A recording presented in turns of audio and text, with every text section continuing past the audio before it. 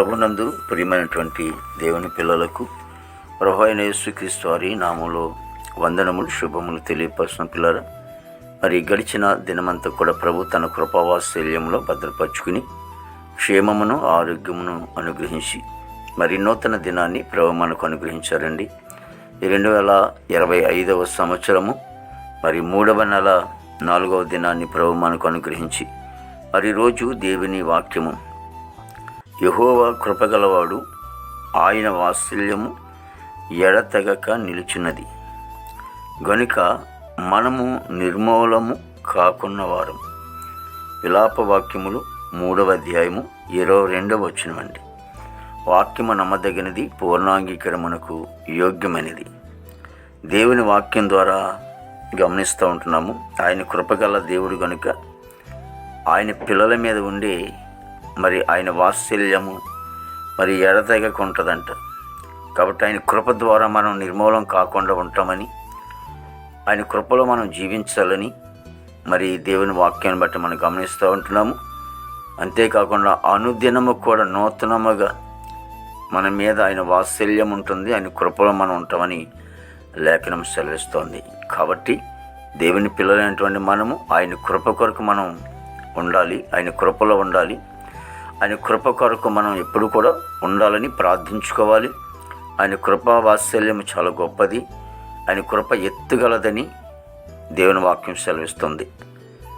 కాబట్టి మనమందరము ఆయన కృపలో ఉండి దేవుని ఆశీర్వాదాలు దీవెనలు మనం పొందుకుందాం. ప్రార్థన. ప్రేమగల తండ్రి, కృపలేస్తునికి స్తోత్రాలు స్తుతులు చెల్లిస్తున్నాం ప్రభు. గొప్ప దేవుడు నీకు వందనాలు తండ్రి. ప్రభా, నీ పిల్లలుగా మేము అనుదినము కూడా తండ్రి నీ కృపా వాత్సల్యములు ఉండి మాకిచ్చి ఆరోగ్యాలే కానివ్వండి, ఆయుష్నే కానివ్వండి, బలమునే కానివ్వండి, శక్తే కానివ్వండి, అనుదినము కూడా తండ్రి నీ కృపలైన మమ్మల్ని ఉంచుతున్నందుకు నీకు కృతజ్ఞతలు తండ్రి. దేవా, ఇంకెవరైనా నీ కృపలో లేకుండా వాళ్ళు ఉంటున్నారేమో, వారు నీ సన్నిధిలో తండ్రి ప్రార్థిస్తుండగా తండ్రి నీ కృపలో వాళ్ళని చేర్చుకోండి. దేవా తండ్రి ప్రభా, ఆకాశము కంటే ఎంత అధికముగా నీ కృప ఉన్నదని సెలవిస్తోంది తండ్రి. అవునయ్యా తండ్రి, నీ బిడ్డల మీద అధికమైన కృపతో ఉంచే దేవుడు నీవే.